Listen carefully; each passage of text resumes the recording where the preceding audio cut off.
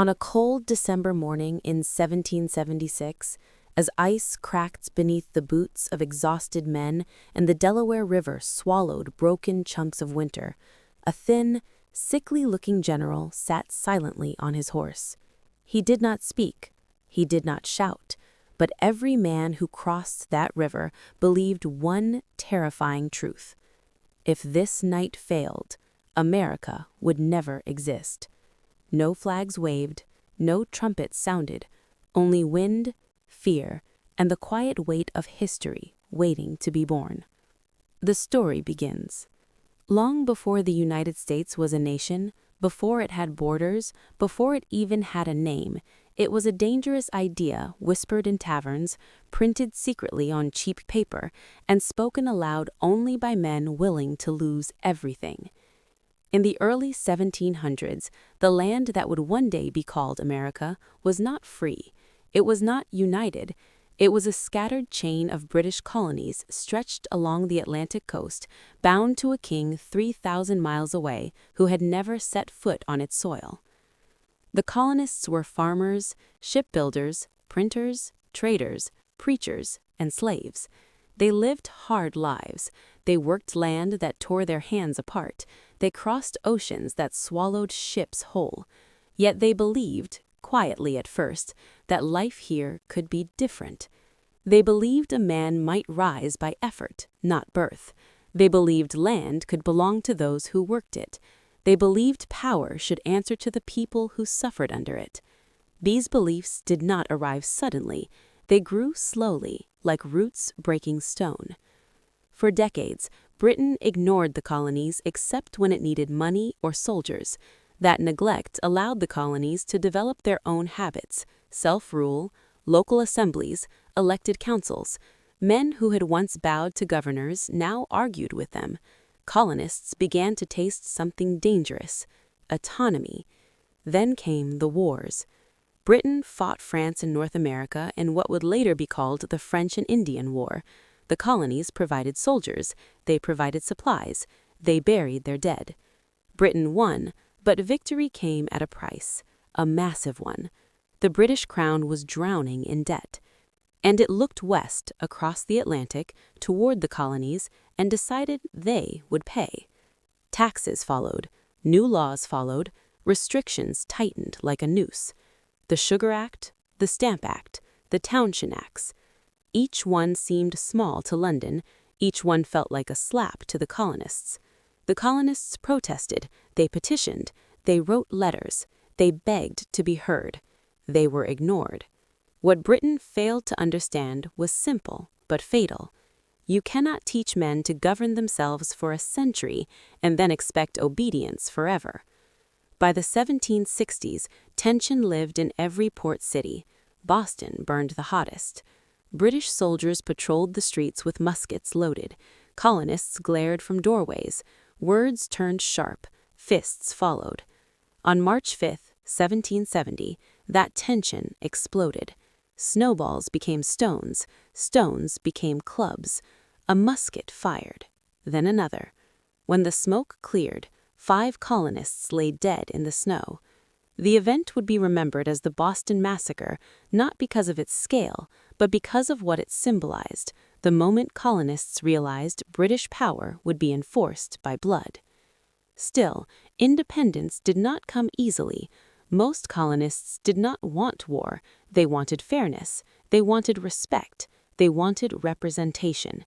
But history rarely moves at the speed people desire. In 1773, Britain passed the Tea Act, giving monopoly power to the East India Company. Tea flooded colonial ports. Colonists saw it not as commerce, but control. On a cold December night, men disguised as Mohawk Indians boarded ships in Boston Harbor. They did not steal. They did not harm. They dumped 342 chests of tea into the black water. The Boston Tea Party was not rebellion for chaos, it was rebellion with purpose. Britain responded with fury. Ports were closed, self-government was suspended, troops arrived in greater numbers. The colonies were being punished, and for the first time, they responded together. Representatives from different colonies, men who had never met, gathered in Philadelphia. They argued, they disagreed, they feared what might come. But they shared one realization: if they did not stand together, they would fall alone. War became inevitable. In April 1775, British troops marched toward Concord to seize colonial weapons. They never reached their goal. At Lexington, a shot rang out. No one knows who fired it, but everyone remembers what it started. The American Revolutionary War had begun. At first, the colonial army was not an army at all. It was farmers with muskets, blacksmiths, boys, old men. They lacked training, they lacked uniforms, they lacked discipline. What they had was something far more dangerous. They believed they were fighting for their own future. Leading them was a man who did not seek power, did not crave glory, and did not believe himself extraordinary. George Washington was tall, quiet, and painfully aware of his own shortcomings. He had failed before. He had lost battles. He had buried men under his command. Yet he understood one truth better than most. This war would not be won by brilliance, but by endurance. The British army was the strongest in the world, well-trained, well-fed, well-equipped. Washington's army froze, starved, deserted. Men left in the night, others stayed only because they had nowhere else to go. By the winter of 1776, the Revolution was collapsing. Cities had fallen, morale was shattered, Congress fled. Thomas Paine wrote words that would echo through time. These are the times that try men's souls. Washington knew the truth most feared. If he did nothing, the revolution would die. So he gambled everything. On Christmas night, through ice and darkness, Washington led his remaining men across the Delaware River. Many had no shoes. Blood stained the snow where their feet touched ground. They marched toward Trenton, where Hessian soldiers slept, confident the rebellion was over. At dawn, Washington attacked. The victory was small, but its impact was enormous. For the first time, Americans believed they could win. From that moment forward, the war became something else, not just resistance, but revolution. Years passed, battles raged, allies joined, France entered the war, blood soaked the land.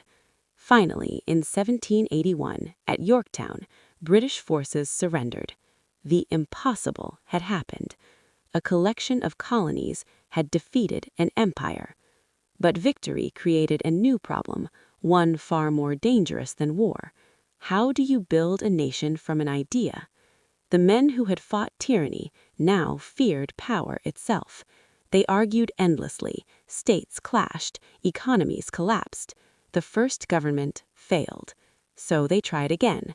In a hot Philadelphia summer, with windows shut and guards posted, men argued over every word of a document that would shape the future.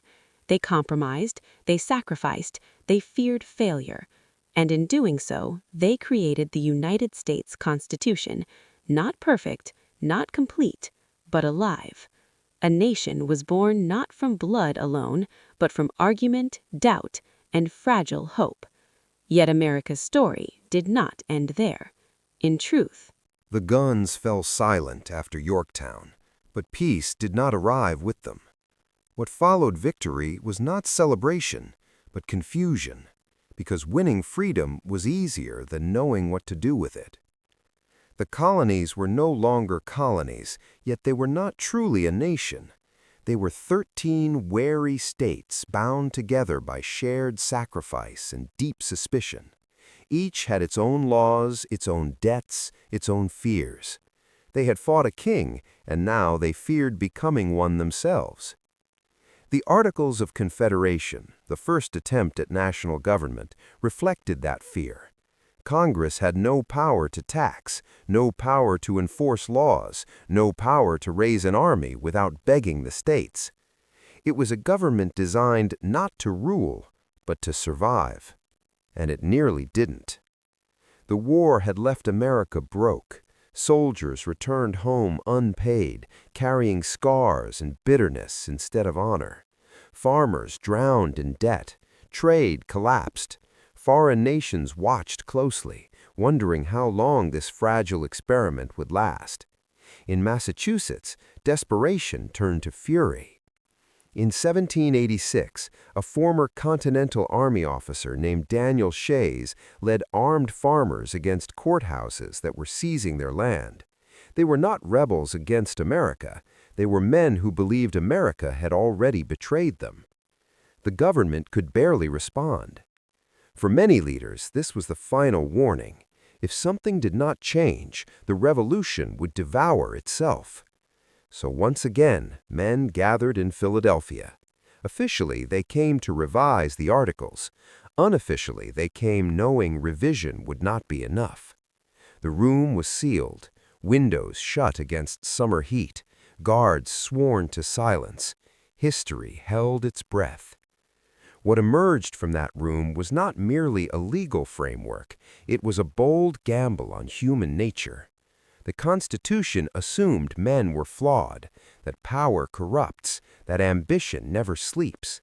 And instead of pretending otherwise, it built barriers, checks, balances, limits. No king, no lifetime ruler, power divided so no single hand could grip it all. But even as the ink dried, one terrible contradiction remained. The same document that spoke of liberty protected slavery. The same nation that declared all men equal counted human beings as property. It was not an accident. It was a compromise, one that planted a time bomb at the heart of the Republic. Some founders hated slavery. Others depended on it. Many knew it was wrong, yet feared the nation would fracture if confronted too soon. So they postponed the reckoning. History would not. As the 19th century dawned, America expanded westward. Land was seized, purchased, stolen. Native nations were pushed aside, broken by treaties that meant nothing once signed. The idea of manifest destiny took hold, the belief that America was meant, by God or fate, to stretch from ocean to ocean. But every mile west reopened the same question. Would new land be free or slave? The question poisoned politics. In the South, slavery was not just labor, it was identity, economy, and power. Cotton ruled, plantations spread, wealth flowed upward, built on forced human suffering. In the North, industry rose, cities grew, immigration flooded ports. Slavery became distant, abstract, something many opposed in principle, but tolerated in practice. Compromise followed compromise. Each one delayed conflict, but deepened division. By the 1850s, the nation lived with a lie it could no longer sustain. A thin, awkward lawyer from Illinois saw it clearly. Abraham Lincoln was not born powerful. He was born poor, raised on the frontier, shaped by hardship. He hated slavery, not only for its cruelty, but because it corrupted the soul of a nation built on freedom. He did not believe all people were equal in talent or fortune, but he believed no man should own another. When Lincoln was elected president in 1660, Southern states did not wait to see what he would do. They left. One by one, states seceded, declaring the Union broken. They formed a new nation, the Confederate States of America, built explicitly to preserve slavery. Lincoln faced the greatest crisis any American president had ever known. If he let the South go, democracy would fail. If he forced them to stay, the nation would bleed. War came anyway. The American Civil War was not glorious. It was mud, disease, screaming fields, and endless death. Brothers fought brothers, towns emptied, families shattered.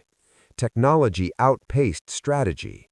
Rifles killed at distances generals did not understand.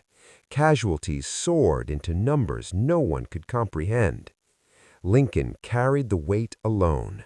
He aged rapidly. He doubted. He mourned. Yet in the midst of catastrophe, he made a decision that would redefine the war and the nation. In 1863, he issued the Emancipation Proclamation.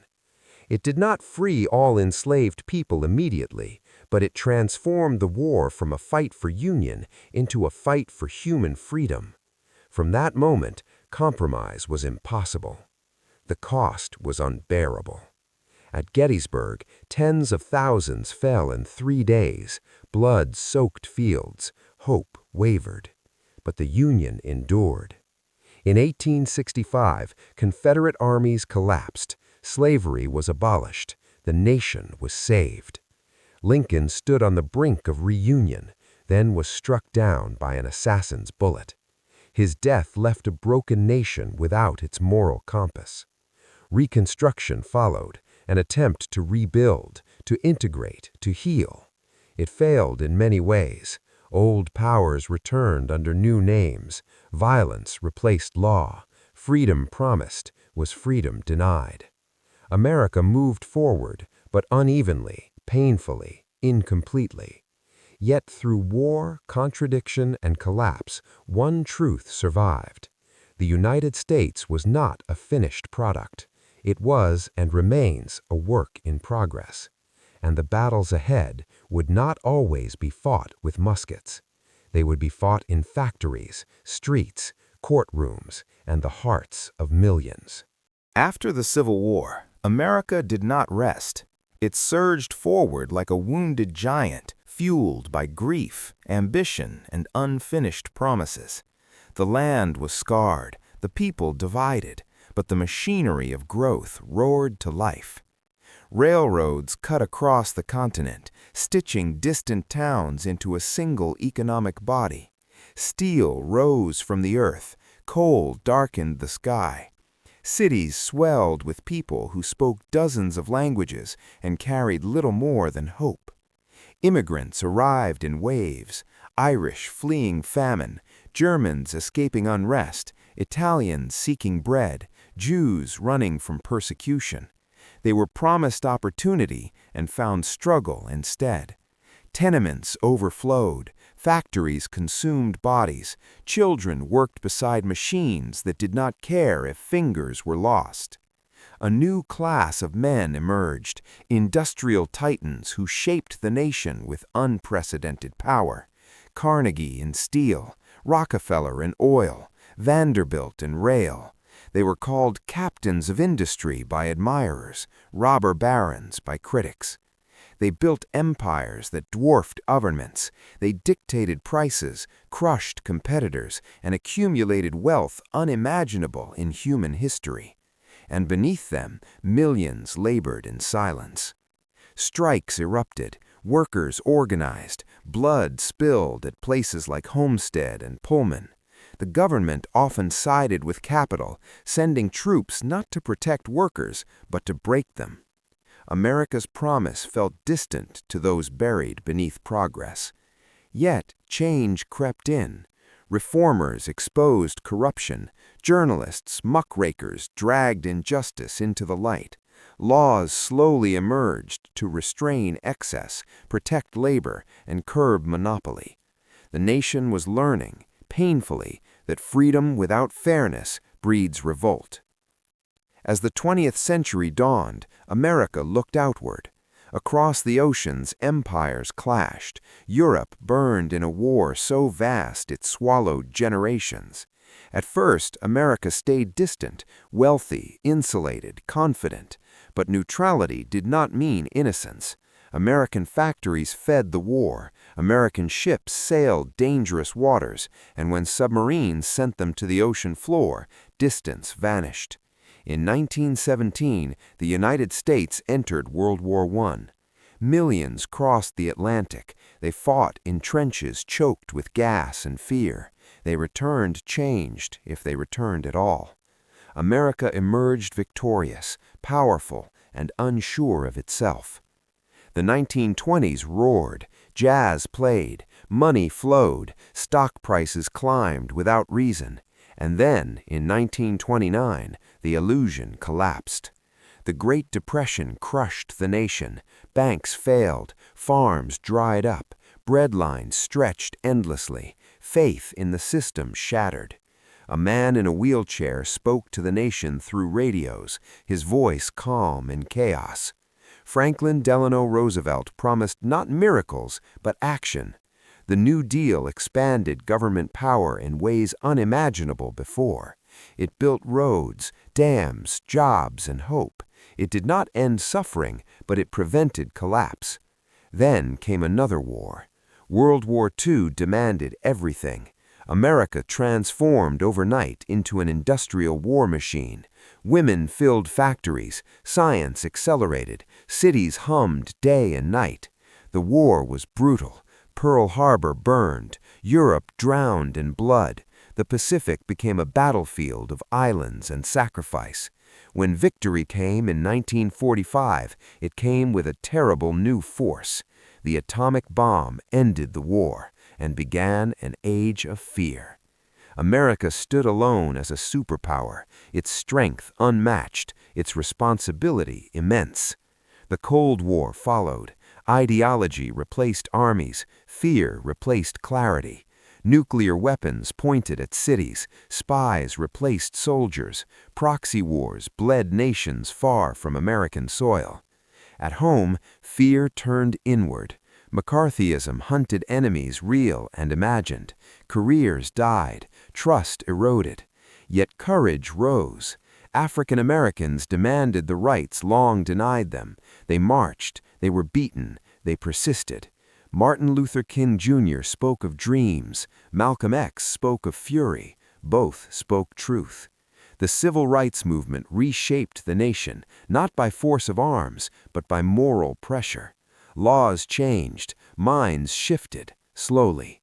Then came Vietnam, a war without clear purpose, fought in jungles far from home, broadcast into American living rooms.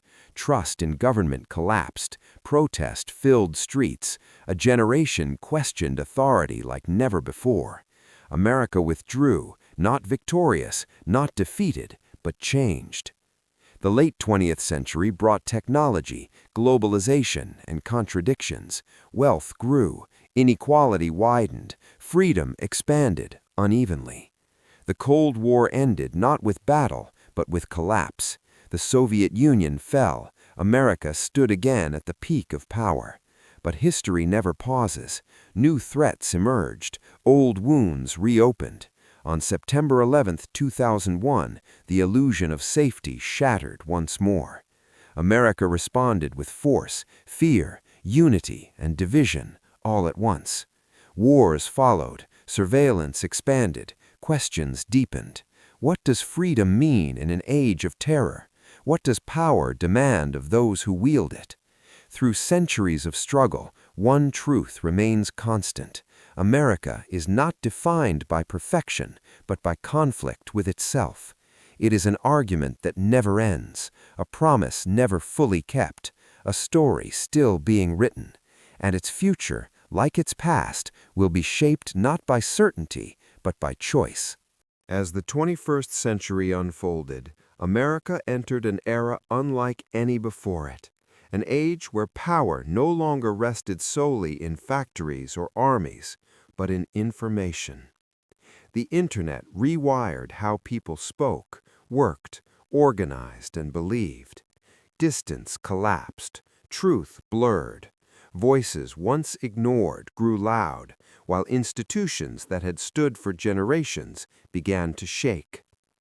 The nation that had once united against kings, empires, and fascism now struggled against itself. After the shock of September 11th, America moved with urgency and fear. The war on terror expanded far beyond its original promise. Afghanistan stretched into decades. Iraq destabilized an entire region. Lives were lost, fortunes spent, and confidence eroded. At home, the balance between security and liberty shifted quietly. Surveillance expanded, privacy narrowed. Many accepted the trade, others warned of its cost. The economy surged, then crashed again. In 2008, reckless finance collapsed the global system. Homes vanished, jobs evaporated, families lost everything while banks were rescued. The old question returned with new force. Who is the system really for? A young senator rose with a message of hope and change. Barack Obama's election marked a symbolic moment, proof that America could bend toward its ideals. Yet symbolism could not erase history overnight. Progress met resistance. Every step forward revealed deeper divides. Social media amplified anger. Algorithms rewarded outrage. Politics hardened into identity. Compromise became betrayal. Truth became tribal. The nation that once argued fiercely, yet trusted shared reality, now lived in parallel worlds. Economic inequality widened further. Technology created wealth beyond imagination, but concentrated it narrowly. Automation replaced labor. Globalization hollowed communities. The promise of upward mobility dimmed for millions. And still, America argued. In streets and screens, movements rose. Black Lives Matter demanded justice long delayed. Others responded with fear, denial, and backlash. The past refused to stay buried. Then came a pandemic. COVID-19 halted the world. Hospitals overflowed. Isolation spread. Science clashed with suspicion. Masks became symbols. Vaccines became political. More than 1 million Americans died. The question was no longer abstract. Could a divided nation survive shared crisis? In January 2021, the unthinkable happened. The seat of American democracy was breached, not from foreign enemies, but from citizens convinced the system had betrayed them. The image shocked the world. For some, it was rebellion. For others, treason. For all, it was a warning. America was no longer just wrestling with policy, but with reality itself. And yet, even now, the story does not end in despair. Throughout its history, the United States has survived not because it avoided conflict, but because it confronted it again and again. Slavery, Civil War, Depression, World War, assassination, terror. Each time the nation fractured. Each time it stitched itself back together, unevenly, imperfectly, but alive. The American experiment was never meant to be easy. It was meant to be resilient. Its founders did not promise harmony. They promised debate. They did not guarantee justice. They created tools to pursue it. The future of America does not belong to one party, one class, or one generation. It belongs to those willing to engage the argument honestly, to confront history without flinching, to defend truth without cruelty, and to accept that democracy is not a destination, but a responsibility. From frozen rivers to digital battlegrounds, from whispered rebellion to global influence, America remains what it has always been, an unfinished idea. A nation not defined by where it stands, but whether it continues to stand for something. And as long as that question is asked, the story continues. History is often told through dates and names. But America was not shaped by paper alone. It was shaped in kitchens where immigrant mothers counted coins, on plantations where enslaved men whispered prayers at night, in factories where exhaustion bent spines, and in classrooms where children were taught two versions of the same past. To understand America, one must step inside those lives. In the decades after the Civil War, a formerly enslaved man named Isaiah Carter walked the red dirt roads of Georgia with a document folded carefully in his coat. It said he was free, But every white face he passed reminded him that freedom written on paper did not guarantee safety in the world. He worked the land anyway, sharecropping, borrowing seeds he could never fully repay, trapped in cycles designed to keep him poor. At night, he told his children stories of chains breaking, not because it had fully happened, but because he needed them to believe it could. Across the ocean, a young Italian boy named Marco stepped onto Ellis Island in 1903, clutching his mother's hand. America smelled of coal and sweat. His father would die in a factory accident within 5 years. Marco would grow up angry, American, and determined never to be powerless again. These lives did not meet, yet they shaped the same nation. As industry exploded, the idea of the American dream spread. Work hard, obey the rules, and success would follow. For some, it did. For many, it did not. The dream became a myth powerful enough to inspire and cruel enough to blame the poor for their own suffering. The Great Depression exposed the fragility beneath the myth. In Oklahoma, dust storms swallowed farms whole. Families packed everything they owned into trucks and headed west, chasing rumors of work in California. They found exploitation instead. Children starved, pride collapsed. But despair also forged solidarity. Unions grew stronger, workers demanded dignity. The federal government, once distant, entered daily life. For the first time, Americans began to expect protection, not just opportunity, from their nation. World War II intensified this bond. Men left farms and factories to fight abroad. Women took their places. Black Americans served in segregated units, fighting fascism overseas while denied basic rights at home. When victory came, so did contradiction. America emerged richer than any nation in history. Suburbs expanded, highways stretched endlessly, television entered homes, shaping identity and desire. But prosperity was not universal. Redlining trapped black families in underfunded neighborhoods. Indigenous communities were forgotten.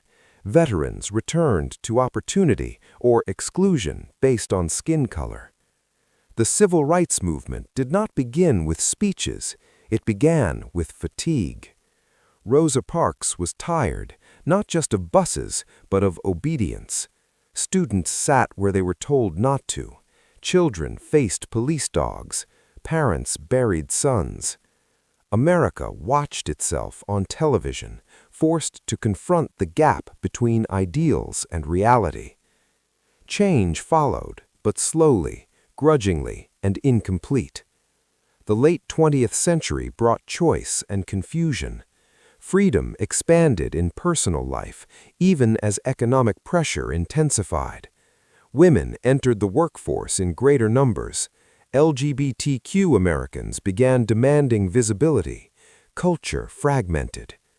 By the time the digital age arrived, America was no longer one story. It was millions, overlapping and competing. A teenager in Detroit lived online, dreaming of fame. A farmer in Iowa felt forgotten.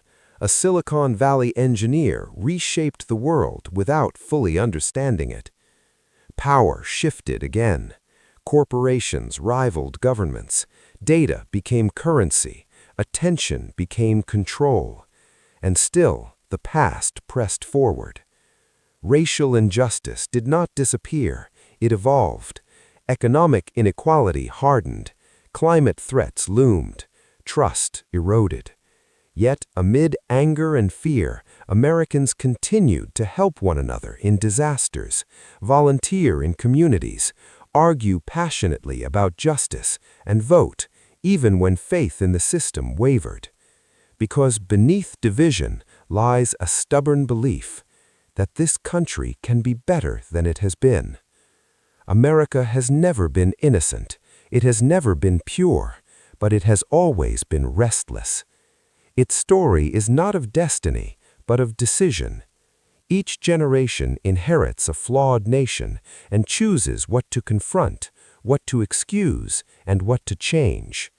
From the frozen Delaware to digital revolutions, from chains to codes, from whispers of rebellion to global consequence, the United States remains what it has always been, a struggle between ideals and reality, carried forward by ordinary people who refuse to stop trying.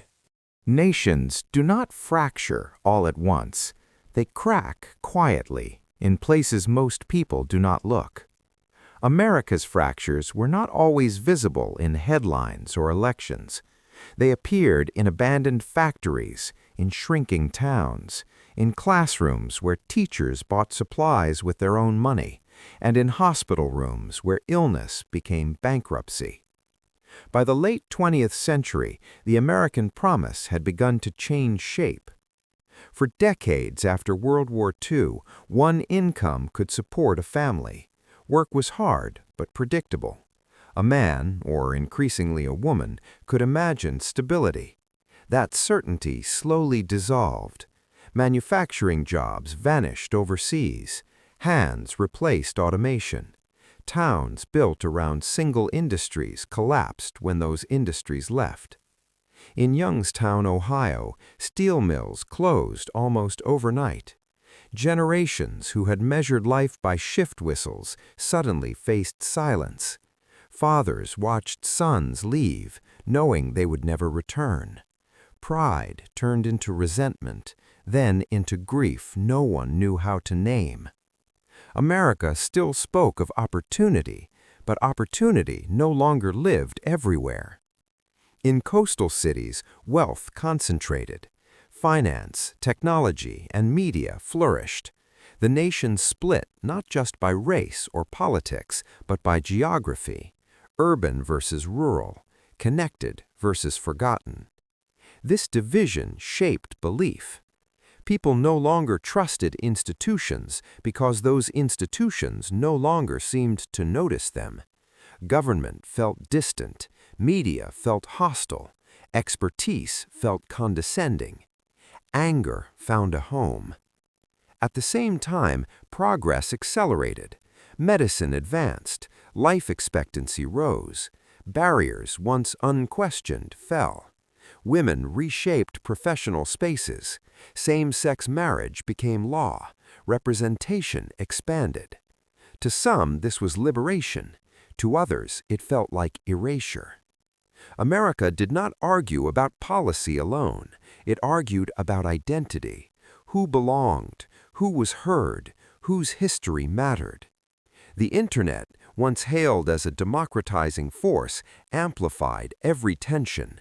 Lies traveled faster than corrections. Fear outperformed nuance. Echo chambers hardened. Truth became optional, chosen rather than shared. In this environment, politics turned from governance into spectacle. Leaders became symbols more than servants. Victory mattered more than legitimacy. Yet even in chaos, the old American instinct survived: resistance.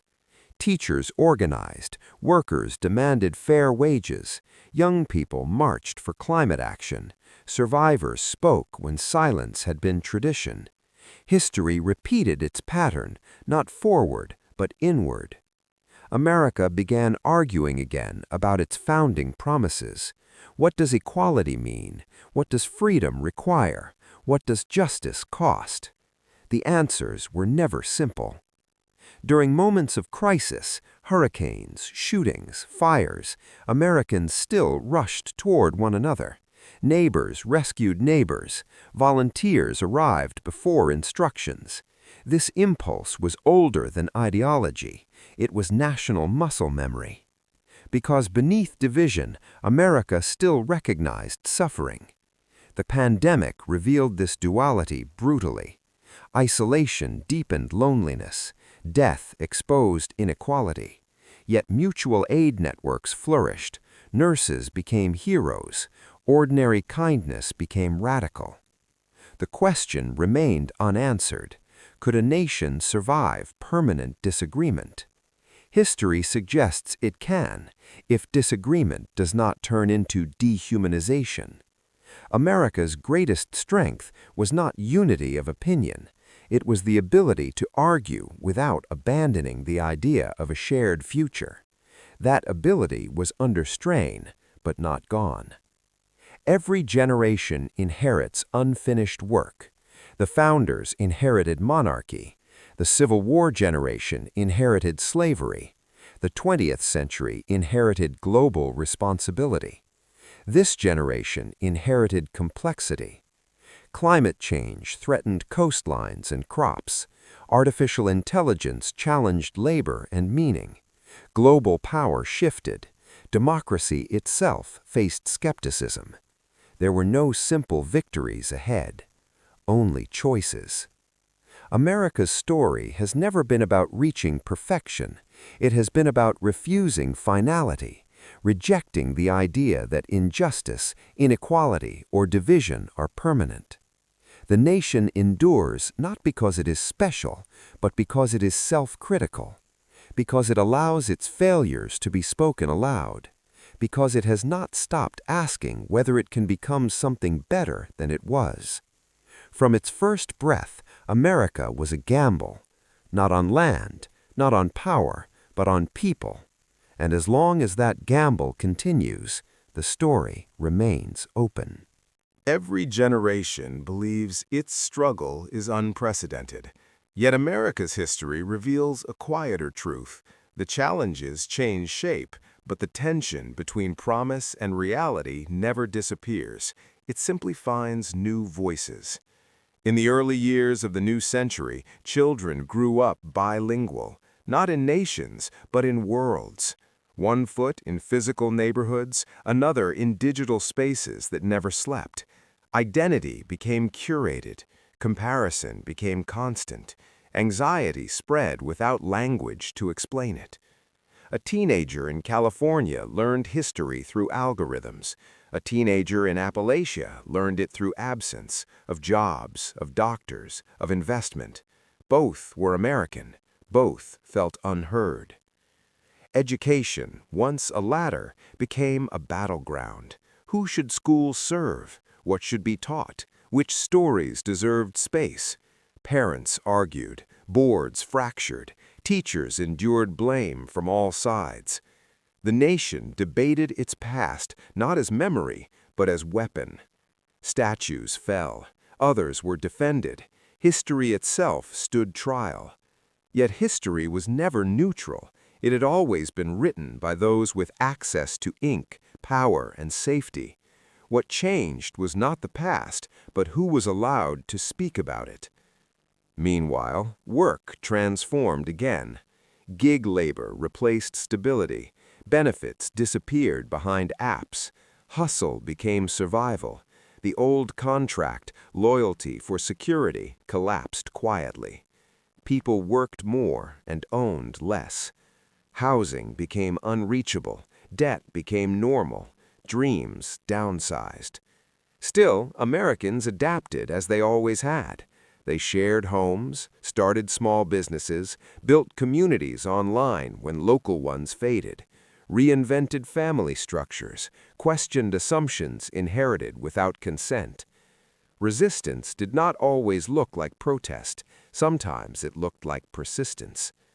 Then came moments that forced reckoning. Videos captured violence once hidden. Screens became witnesses.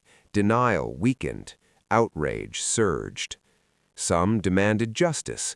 Others demanded silence. Institutions hesitated. Streets filled.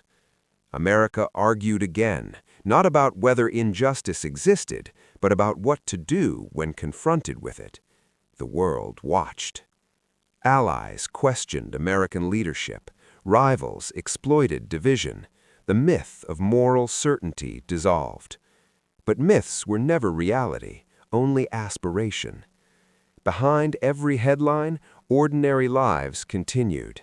A nurse finished a double shift and cried in her car. A truck driver crossed states delivering essentials no one thanked him for.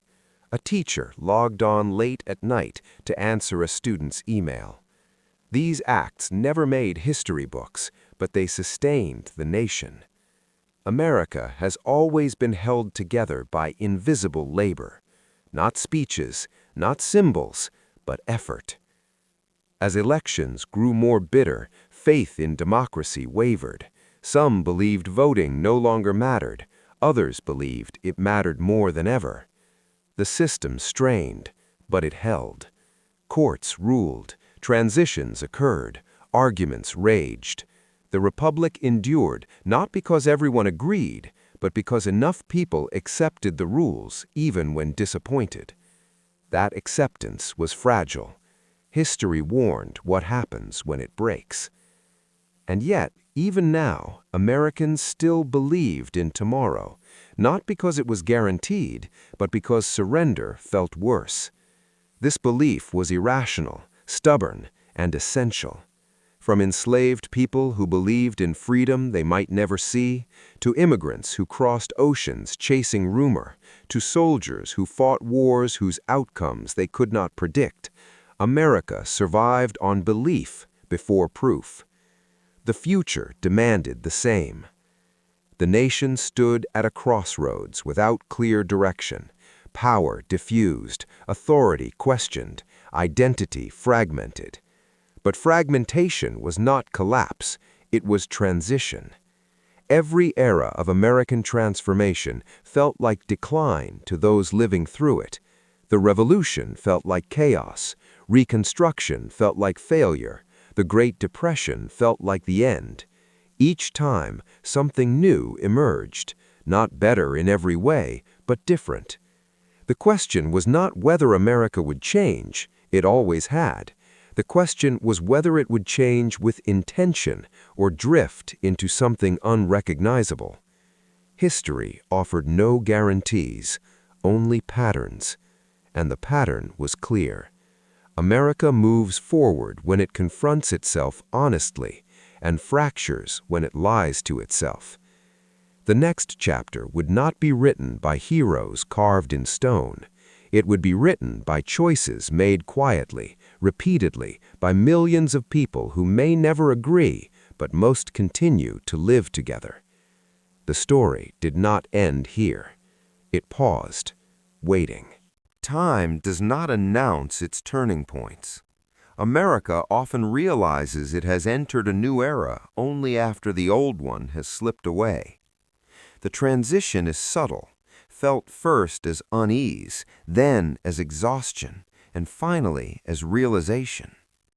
By the third decade of the 21st century, fatigue had settled deep into the nation's bones. People were tired of outrage, tired of crisis, tired of being told the country was either collapsing or perfect, depending on who spoke loudest. The constant tension wore down trust, not only in leaders, but in one another. Yet beneath that fatigue, something else stirred. History had taught Americans one lesson repeatedly. When institutions falter, people improvise. Communities began solving problems locally. Mutual aid replaced waiting. Local journalism fought extinction. Young people rejected old definitions of success, measuring life not only in wealth, but in balance, meaning, and survival. This was not retreat, it was adaptation. The United States had always evolved through contradiction. It preached liberty while practicing exclusion. It celebrated individualism while surviving through cooperation. It feared government power while demanding protection. These contradictions were not flaws to be erased, they were tensions to be managed.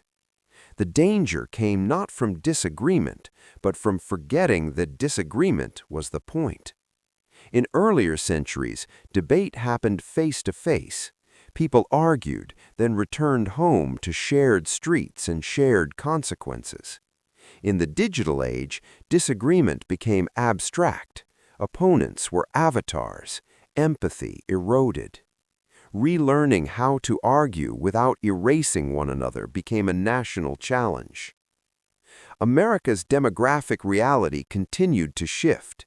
The nation grew older and younger at once, more diverse, more interconnected, more complex than ever before.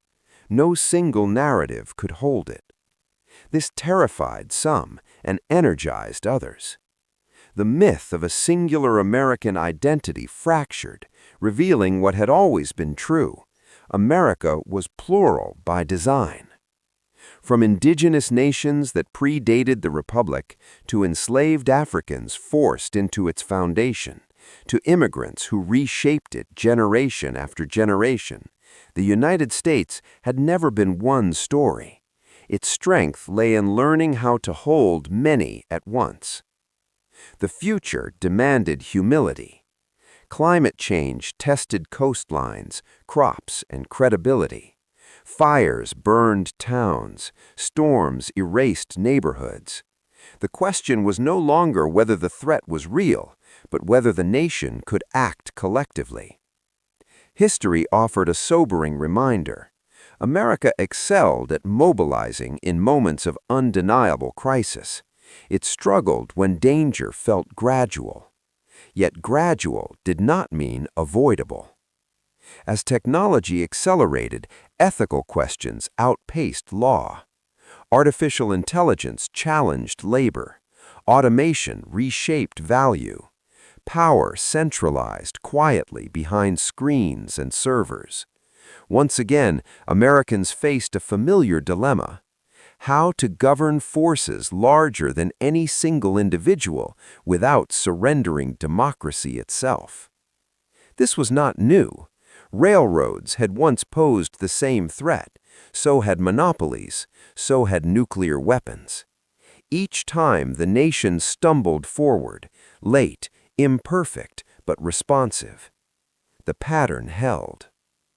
Young Americans grew increasingly skeptical of inherited systems, but deeply committed to fairness. They questioned capitalism, policing, borders, and tradition, not from apathy, but from engagement. They did not reject America's ideals. They demanded they be honored. Older generations, shaped by different fears, worried about loss, of status, of stability, of familiarity. Their resistance was not always hatred. Often it was grief. Understanding this did not excuse harm, but it explained it. History moved not through villains and heroes alone, but through misaligned fears. America's task was not to eliminate fear, but to prevent it from ruling. Every chapter of the nation's past revealed the same truth. Progress came not when one side won absolutely, but when enough people chose restraint over domination. The Republic survived when power was shared, not hoarded. And despite all evidence to the contrary, that instinct still flickered. In classrooms, teachers taught critical thinking, even when attacked. In courtrooms, judges upheld law under pressure. In newsrooms, reporters chased truth despite dwindling resources. These acts were not dramatic, but they were foundational. Democracy was not loud, it was patient. The story of the United States had never been a straight line. It bent, broke, and reassembled itself repeatedly. What endured was not certainty, but commitment. Commitment to the idea that the future could be shaped. Not guaranteed, not inherited, but built. Slowly, messily, together. History is often imagined as something behind us, but for America, it has always moved alongside the present, whispering reminders of unfinished business. The nation never escaped its past. It carried it forward, reshaped by each generation's hands. In quiet towns across the country, old courthouses still stood, brick buildings with cracked steps and fading flags. Inside them, judges decided disputes that looked ordinary on paper, but carried the weight of centuries. voting access, land rights, school funding, policing authority. Each ruling echoed arguments first spoken at the nation's birth. The United States had always been governed not just by law, but by interpretation. Words written long ago were asked to solve problems their authors could never have imagined. This flexibility was both strength and vulnerability. Some saw the Constitution as sacred scripture. Others saw it as a living framework. The tension between those views shaped every major conflict in American history. The Supreme Court, once distant to most citizens, became a focal point of national anxiety. Decisions rippled through daily life, redefining privacy, autonomy, equality. Trust rose and fell with each ruling. The question returned again and again: who decides what America means? For much of the nation's history, the answer had been narrow. Power flowed upward, from property holders, from men, from those protected by race and wealth. Each expansion of democracy had been fought for, never gifted. Voting rights were not inevitable. Labor protections were not inevitable. Civil rights were not inevitable. They were demanded. Remembering this unsettled those who preferred to see progress as natural rather than contested. Forgetting it weakened those who believed change was impossible. In the margins of American life, stories accumulated, rarely told, often erased. Indigenous nations continued to fight for recognition of treaties ignored for generations. Land acknowledgments appeared, symbolic but insufficient. The wounds of removal and cultural destruction did not fade with time. They adapted. On reservations and in cities alike, Native communities rebuilt language, tradition, and identity, not as relics, but as living resistance. Meanwhile, new waves of immigrants arrived, drawn by the same contradiction that had always defined America: promise mixed with peril. They worked in kitchens, fields, hospitals, warehouses. They sent money home. They raised children who spoke with American accents and carried hyphenated identities. Belonging remained conditional. Some were welcomed, others were tolerated, many were feared. America's immigration debates echoed older ones almost word for word. The language of invasion, dilution, threat, none of it was new, only the faces changed. Yet history also showed that today's outsiders often became tomorrow's insiders. Time transformed suspicion into tradition. In this cycle, patience was both virtue and burden. As global power shifted, America's role became uncertain. It was no longer the sole architect of world order. Other nations rose, alliances strained. Influence required cooperation rather than command. This challenged a national self-image built during decades of dominance. But humility had never been America's natural posture. Learning it became necessary. At home, civic participation fluctuated. Some disengaged, overwhelmed by noise. Others engaged more fiercely than ever. Grassroots organizing surged. Local elections mattered again. Democracy, it seemed, was rediscovering its small scale. Change did not come from sweeping consensus, but from persistence. A school board vote here, a zoning meeting there, a lawsuit filed, a policy revised. These actions lacked grandeur, but they accumulated. History rarely turned on single moments. It shifted through repetition. The future of America would not be decided by one election, one movement, or one generation. It would be decided by whether people continued showing up, even when outcomes disappointed them. Because democracy was not sustained by hope alone. It was sustained by habit. The habit of participation, the habit of dissent, the habit of restraint. America's past revealed a nation at its best, not when it believed itself flawless, but when it acknowledged its contradictions without surrendering to cynicism. The danger was not that America would fail to live up to its ideals. It always had. The danger was that it would stop trying. And yet, across classrooms, neighborhoods, courtrooms, and kitchens, Americans continued the work, often without language for it, often without recognition. This, too, was history. Not dramatic, not heroic, but essential. The story pressed forward, not towards certainty, but towards possibility. America has always lived inside a paradox. It moves faster than its conscience, yet slower than its ideals demand. This tension shaped every era, but in the modern age, it became impossible to ignore. In small towns once anchored by factories, new forms of life emerged. Breweries opened where machines once roared. Community colleges replaced mills as centers of hope. Some towns revived, others did not. The difference was rarely effort alone. It was timing, access, and whether the wider system noticed them at all. This uneven recovery deepened a feeling that chance, not fairness, governed outcomes.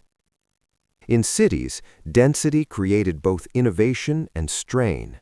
Housing prices climbed beyond reach. Public transit aged. Homelessness grew visible and unavoidable. The question of responsibility, individual versus collective, returned in arguments that sounded eerily familiar to those made a century earlier during the Gilded Age. The nation debated wealth again. How much inequality was acceptable? At what point did success become hoarding? What obligations did prosperity impose? These questions had no neutral answers. They never had. Technology complicated them further. A single application could reshape entire industries overnight. Workers displaced by code were told to re-skill, as if reinvention were painless or universal. Some succeeded, many did not. The myth of infinite adaptability collided with human limits. Yet America had always survived by absorbing shock. Its resilience came not from stability, but from improvisation. Families pooled resources, friends became networks, online communities replaced physical ones when distance or cost intervened. Connection changed, but did not disappear. At the same time, loneliness spread. Screens connected people globally while isolating them locally. Churches closed, civic clubs faded. The spaces that once taught Americans how to disagree face-to-face diminished. Without those spaces, disagreement hardened. Polarization was not only ideological, it was social. People no longer shared routines, news sources, or assumptions. The common ground that once softened conflict eroded quietly. History warned what happened when societies lost shared reference points. Still, America resisted simple collapse. Institutions bent but did not break. Courts functioned. Elections occurred. Power transferred, sometimes grudgingly but lawfully. This endurance frustrated those who predicted immediate ruin. The Republic was tougher than it looked. That toughness came from its distributed nature. No single failure could destroy it. Authority was fragmented, responsibility shared. Even dysfunction was decentralized. This was by design. The founders had feared tyranny more than inefficiency. They chose slowness over certainty, friction over force. That choice now looked both wise and maddening. Change came slower than crises demanded, yet that same slowness prevented sudden authoritarian shifts. America's survival depended on patience, a virtue it rarely celebrated. In classrooms, young Americans wrestled with the nation's contradictions more openly than previous generations. They learned about slavery alongside liberty, genocide alongside expansion, protest alongside progress. Some called this honesty divisive, others called it necessary. History suggested it was both. A nation that refused to examine its past became trapped by it. A nation that examined it obsessively risked paralysis. Balance was difficult, it always had been. Across borders, the world changed. New powers asserted influence, climate migration loomed, supply chains revealed vulnerability. The idea of national self-sufficiency faded. America was forced to remember an uncomfortable truth. It had never been alone. Its prosperity had always been linked to global systems. Its security depended on cooperation as much as strength. Leadership required listening as well as command. This adjustment was painful for a nation accustomed to defining the rules. But history showed that adaptability, not dominance, was the real measure of longevity. Inside America, generational turnover accelerated. Those who remembered the Cold War passed authority to those shaped by terrorism, recession, pandemic, and climate anxiety. Each generation carried different fears and different hopes. Conflict between them was inevitable. But conflict did not mean failure. Every major American transformation had been driven by generational tension. Youth challenged inherited norms, elders resisted, then adapted. The cycle repeated. The question was not whether the next transformation would happen, it was whether it would be guided or chaotic. America stood again at an inflection point, not marked by a single event, but by accumulation. Pressure built slowly. History whispered its warning. Systems do not break when they are challenged, they break when they are ignored. So long as Americans continued to argue, organize, vote, teach, build, and care, the system lived. Not because it was perfect, but because it was used. The American story had never promised comfort. It promised participation. And that promise, as fragile as it was, still held. History is often measured in wars, treaties, and elections, but America has always lived in the spaces between those events, in moments unnoticed. It lives in kitchens where parents argue about the future of their children, in living rooms where debates echo the ones in the Capitol, in small businesses barely surviving, and in the quiet bravery of people simply trying to be good neighbors. In Detroit, a single mother named Tanya balanced 2 jobs while helping her teenage son navigate a world of social media pressures, economic precarity, and racial inequality. Her life reflected a century of struggle. She felt echoes of Great Depression mothers, of civil rights activists, of immigrant women who had come before her. Yet she fought her battles with the tools of the present: smartphones, Zoom calls, community forums. Across the country, in rural Mississippi, an elderly farmer named Joseph watched his land yield less each year. Floods, unpredictable seasons, and corporate consolidation threatened the farm his family had worked for generations. He remembered stories of his father, hardships during the Great Depression, resilience after the floods, the small victories that had kept the family afloat. History whispered to him, adaptation was survival, not surrender. Meanwhile, in New York City, a young tech entrepreneur named Aisha built software meant to connect people across difference, but her algorithms sometimes amplified division instead of unity. She wrestled with the unintended consequences of innovation. Her struggle reflected the tension that had long shaped America, the desire to harness progress while fearing its unintended costs.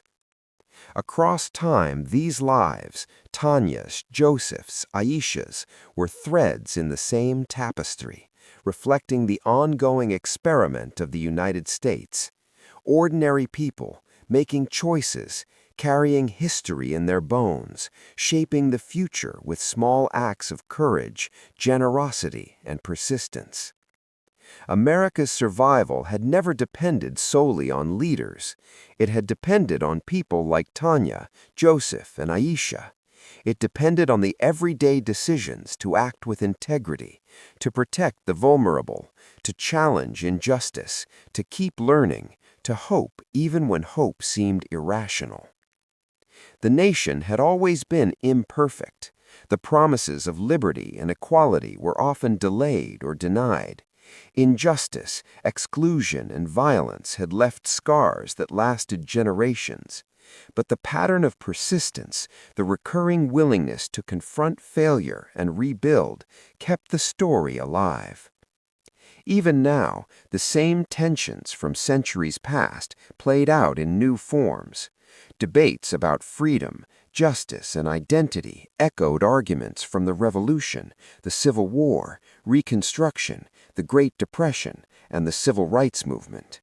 Each era faced its own crises, yet the underlying question remained: could the American experiment continue? The answer was not guaranteed. It never had been. Survival required awareness, participation, and accountability. It demanded confronting uncomfortable truths, learning from past mistakes, and acting collectively. Democracy was not a static inheritance. It was an ongoing creation. And yet, amid all contradictions, failures, and conflicts, the United States persisted. It endured because its people refused to stop imagining it better, because they argued, disagreed, acted, and continued to care. Because history had taught them, repeatedly, that collapse could be avoided when citizens refused to yield entirely to fear or cynicism. From the first colonies to the digital age, the narrative of America was one of effort, resilience, and imperfect hope. Wars were fought, lives lost, freedoms expanded, and new challenges emerged. Every generation inherited the consequences of previous decisions while shaping the possibilities for the next. The United States had never been static. It had always been dynamic, contested, evolving, and incomplete. And so the story continues, unbroken, unperfected, alive in the choices of millions. America remains a work in progress, defined not by its completion, but by its relentless striving toward ideals that are often deferred, sometimes denied, but never entirely abandoned. The nation's strength lay not in perfection, but in persistence. Its promise depended not on certainty, but on participation. Its legacy was measured not by the absence of failure, but the courage to confront it. The United States endures because in every era, enough people insist on making it possible, even when history seems stacked against them.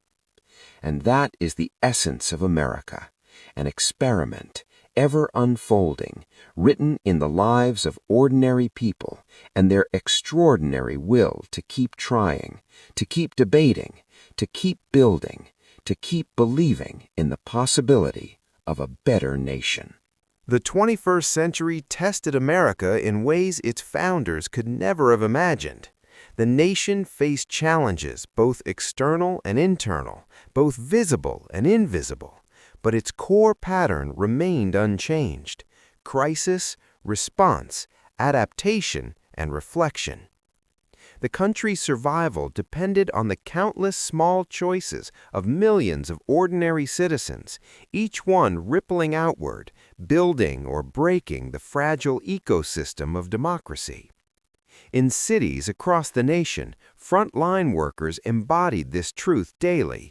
Nurses tended patients even as hospitals overflowed. Firefighters ran into flames. Teachers taught online while caring for their own families. Bus drivers, janitors, grocery clerks, delivery drivers, people who often went unnoticed, kept the country functioning. They reminded the nation that democracy and society depended on quiet persistence as much as legislation or rhetoric. Meanwhile, communities faced systemic pressures that seemed insurmountable. Climate disasters displaced families, rising housing costs threatened stability, healthcare remained uneven, yet communities adapted.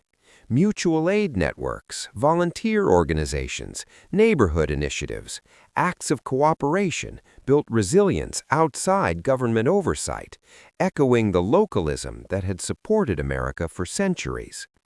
Political and cultural divides deepened, as they always had. Americans disagreed over priorities, identities, and interpretations of history. Social media amplified conflict, often exaggerating differences and eroding empathy. Newspapers, television, and online platforms highlighted disputes, tragedies, and victories alike, reminding citizens that democracy was messy, uncomfortable, and inherently participatory. The nation's youth, shaped by constant change and uncertainty, pushed for justice in new ways. Climate marches, social justice movements, and civic engagement programs emerged. Their actions were rooted in both frustration and hope, a willingness to confront historical injustices while imagining new solutions. They carried forward the same spirit that once drove abolitionists, suffragists, labor organizers, and civil rights activists. The battles changed, but the imperative remained: to ensure that America could live up to its promise. America's global position shifted as well. Power was no longer concentrated, it was contested. Rising nations demanded cooperation, competition, and compromise. Trade, technology, climate policy, and security required diplomacy and adaptability. History had shown that isolation could protect neither freedom nor prosperity. The United States had to act, but thoughtfully, aware of consequences not just at home, but worldwide. Through it all, Americans continued to question themselves. What does it mean to be free, to be equal, to be just? These questions had no definitive answers, but the act of asking them, of holding them in conversation, in law, in community, was central to the American experiment. Ordinary people, from the smallest towns to the largest cities, participated in shaping these answers. Voting, volunteering, teaching, protesting, and simply caring for one another became acts of historical significance. The nation's future depended on these cumulative efforts more than any single individual or moment of grandeur. America's history has always been a story of contradiction. It promised liberty while practicing oppression, equality while enforcing inequality, unity while fostering division. Yet it endured, generation after generation, because its people refused to stop trying, to stop arguing, to stop hoping, even when the odds seemed overwhelming. The lesson of its past is clear. Survival and progress do not come from perfection, but from resilience. They do not come from agreement, but from persistent engagement. They do not come from certainty, but from the willingness to confront uncertainty and act anyway. The United States is not a finished work. It is a perpetual project, an ongoing conversation between the past and the future. Its foundation is built not only of laws and institutions, but of the lives and choices of ordinary people who carry its history in their hearts and hands. They debate, dissent, innovate, create, and rebuild, ensuring that America continues to exist as more than a land, but as an idea. And so, as the 21st century progresses, America's story continues. It is neither complete nor perfect. It is alive, contested, fragile, and enduring. Its future will be written in the small acts of citizens who refuse to abandon the principles of freedom, equality, and justice, even in the face of failure and uncertainty.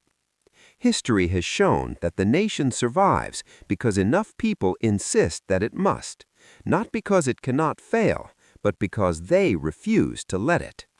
This is the essence of the American experiment, an unfinished story, continually written, continually debated, continually lived, an extraordinary testament to the power of persistence, hope, and collective action.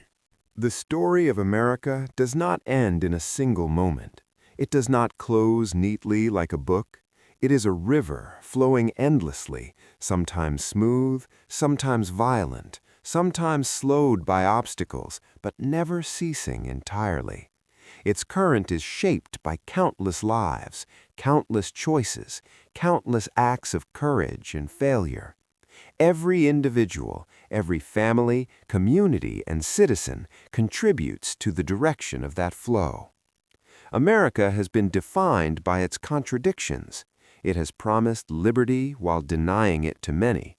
It has proclaimed equality while enforcing inequality. It has celebrated freedom while wrestling with oppression. Yet, despite all these tensions, it has endured, not because it has been perfect, but because its people have refused to let it fail entirely. From the earliest colonists crossing the Atlantic, to enslaved Africans seeking freedom, to immigrants arriving on crowded ships, to soldiers on distant battlefields, to activists marching in the streets, to ordinary citizens caring for their neighbors, the nation has been built by perseverance and persistent hope. History shows that the United States survives not because it avoids mistakes, but because it confronts them. It adapts to crisis. It rebuilds. It learns imperfectly, painfully, but inevitably.